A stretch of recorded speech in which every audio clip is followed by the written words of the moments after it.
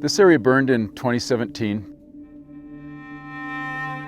There was a couple of lightning strikes that hit north of here, and it blew up into a fairly large fire quite quickly, a lot of rank 5, rank 6 fire. A rank 5 fire is a heavy crown fire where the crowns are completely burning. The crown is the top of the tree that has all the needles in it.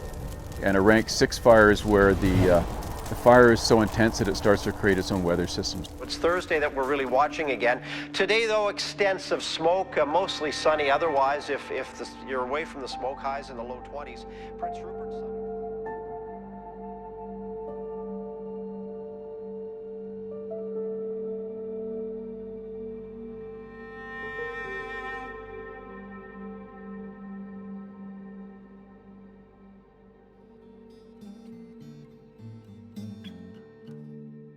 My name is Russell Myers-Ross. I'm the Chief of Yunetsit'in government. You know, one of the things in taking on the responsibilities as Chief is taking care of the land. And you know, it's one of my first priorities when I first got in as Chief, and just the concern that people had in the community about the state of the forests and land management that just didn't reflect what our values were. The 2017 wildfires had a huge impact on our community. Sort of the trauma of just being relocated, and it was super stressful. It was hard. We were able to get all the most vulnerable people out, and then we were trying to focus just on the fire crews and making sure that they could do the best job that they could. They moved up and fought that fire till it was gone, but they were looking at 200-foot flames flat up right against houses. For us, it was larger than we could ever imagine.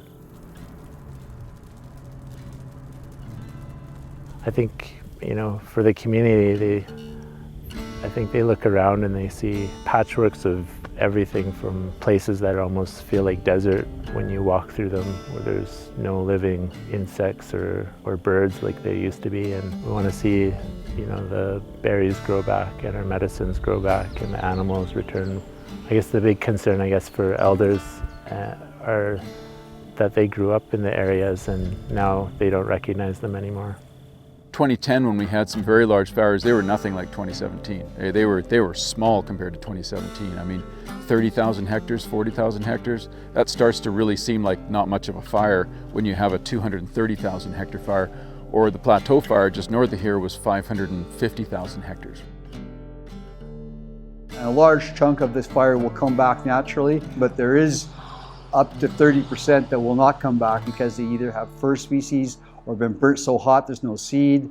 And that's one of the jobs we do, is to determine which areas are coming back naturally and which areas are not coming back. And so we're investing our money and our tree planting efforts into those areas that are not coming back.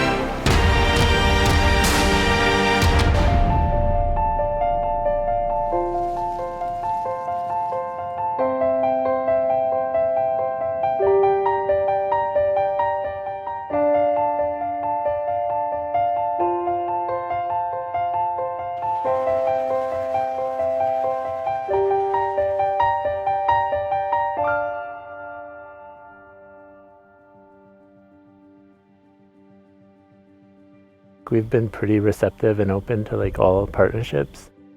It's just been a blessing to work with people that are all motivated to be helping and try to benefit the community as much as they can.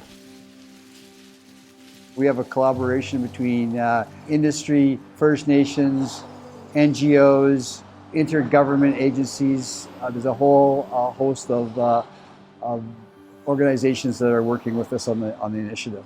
We have an agreement with One Tree Planted and the Forest Enhancement Society, our primary funder, that every tree that One Tree Planted is planting, they'll be matched by our major funder, FES. The Forest Carbon Initiative is the foundation of this whole project, and without the funding that they have sourced through the provincial and federal governments, there wouldn't be even a start to this program. We're certainly grateful to the Yunetsit'in for partnering with us and us being able to partner with them on this project. That's been huge. This project wouldn't have gotten off the ground without that partnership. We've been able to partner with One Tree Planted, which is really amazing. They have really stepped up over the last couple of years to where they're quite a significant player out here in adding to the program that we have. One Tree Planted has committed for next year, for spring of 2020, to plant 1 million trees. And this will sequester over 50,000 tons of carbon by the year 2050.